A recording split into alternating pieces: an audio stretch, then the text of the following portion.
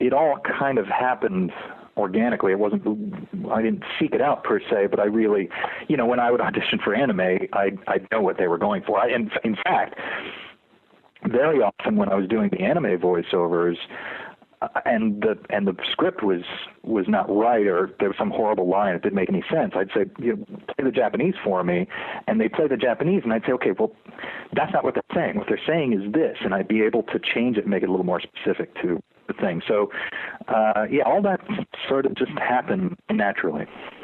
Were you a big fan of video games before you started doing voiceovers for them? Oh, yeah. I mean, video games... it's embarrassing to say, but video games were really invented. I was 12 years old or so. I mean, I guess Pong probably came out when I was 8 or 9, and then by the time I was 11 or 12, we had video arcades, and that's when it started. And that was just a revolution, maybe a sad revolution, but a revolution nonetheless, where, we would really just take all the money we had and go out and change them to quarters and go play Asteroids or Centipede or Defender or whatever. And so that really had a big impact on me. And as I have become a screenwriter, filmmaker, I've watched the video game world develop to the point that you are now getting, major, the equivalent of major big budget films in video game form. And I think that's a pretty incredible thing. And I feel very lucky to have been there to see it all, and to be able to. Did you get into the screenwriting thing before you started doing voiceovers, or was that something that you kind of got into later once you were more well known? I did. I started screenwriting. Well, I started learning about writing and writing short scripts in my very early 20s. I think I got my first computer at 20 or 21, and I instantly started writing short stories, and then I started writing short scripts, and when I was 22, I wrote my first feature, and I read all these screenwriting books, but it was really out of dedication as an actor.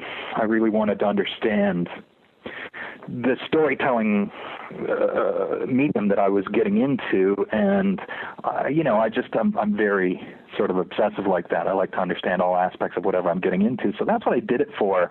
But I never really intended for that to be my career. I mean, that initial screenplay, we took it out and we talked to some shady producers and never got set up, but it wasn't my primary intention. I really fell into screenwriting when I was hired to answer the phones on X-Men, and then I started talking to the director about the script, and he suggested I just go write some scenes, which I did. And the fact that I had done that work allowed me to be, some preparation for what was coming. And as the Chinese say, good luck is when opportunity meets preparation, and that's exactly what happened.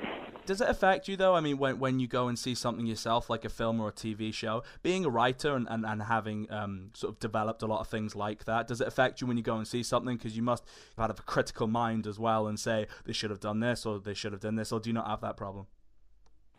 I did have that problem, yeah. For the past 10 years, I've really had that problem because I've been working on, constructing movies for the studios, and I can see how the architecture of a film came together, and I can see where Bad Note got implemented and sent people off on the wrong direction. But I have recently, and it was killing my enjoyment of the movies. I used to go to the movies 2-3 times a week, and now, I have a lot less time now, but now I barely go at all unless it's some big event film. And I realized while watching Indiana Jones 4 that you have to walk with two sets of eyes. You have to maintain a critical ability to break down the film and to know where it went wrong, where it went right, or whatever. But you also have to maintain, you have to watch with another set of eyes that is completely innocent and just going in to enjoy the ride. And, and Indiana Jones 4 was funny in that respect because as a viewer, as a fan of that franchise, I had a great time, watching watching Harrison Ford and Marion and all that stuff, and I thought that was great, sequences and everything. As a filmmaker, it was tougher for me to buy. For example, it doesn't matter how beautifully constructed your fridge is, you're not going to be able to ride out a nuclear explosion. That's just not, I just think that's bad advice to give to children. If there's a nuclear bomb coming, hop in your fridge, you'll be fine. I just don't agree with that message. From what I understand about Indiana Jones, and I've only really seen the first one, is there's a cheesy element to it, so that they try to do things that you're not supposed to take seriously. But would you say that was an example of something so farcical that it can't be true, but at the same time it's like, well, this is just going a bit far?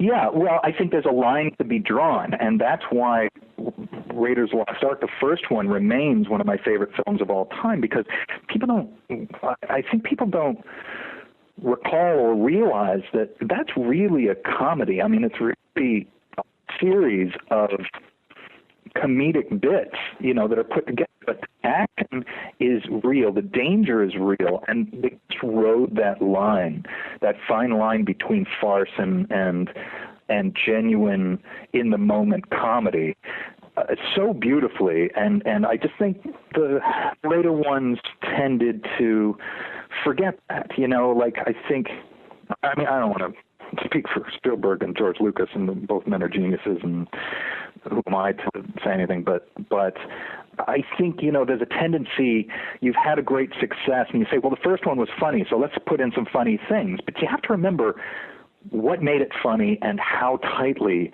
you held to the rules of, it can be funny, but it's got to be real. It's got to be a real situation.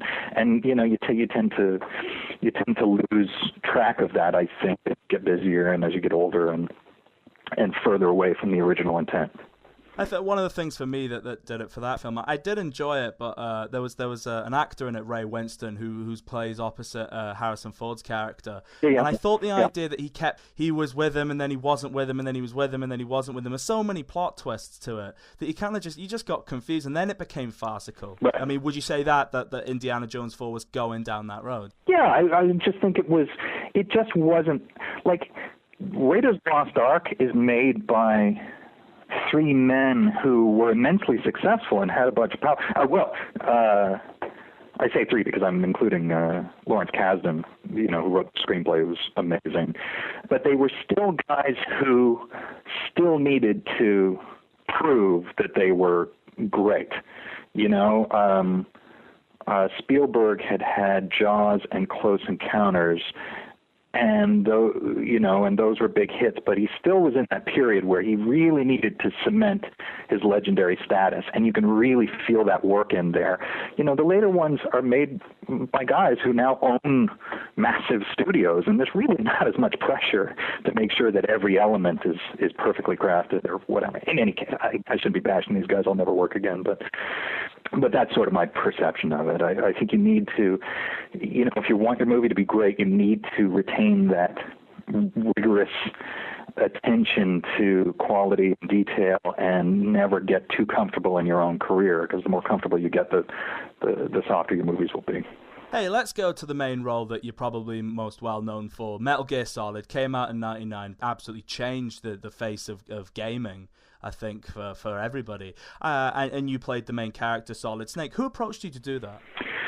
Well, it's funny that when I was talking about Captain Planet, when I got cast in Captain Planet, the casting director was Gordon Hunt, and he was the director. The casting director on it was a woman named Chris Zimmerman, and she ended up directing all of the English voice acting for all of the Metal Gear games so far, and she brought me in. She just remembered me from 5 years earlier, and brought me into this thing. I didn't know anything about it, and I auditioned and got the part. Did you develop the voice of Snake himself initially, or was that something you just slowly came around? What did you have to do in order to change your voice, or did you just have that voice in mind? Well, it's funny. I auditioned with a less gravelly tone. I mean, I really auditioned closer to my own voice, which is basically the way I'm speaking now.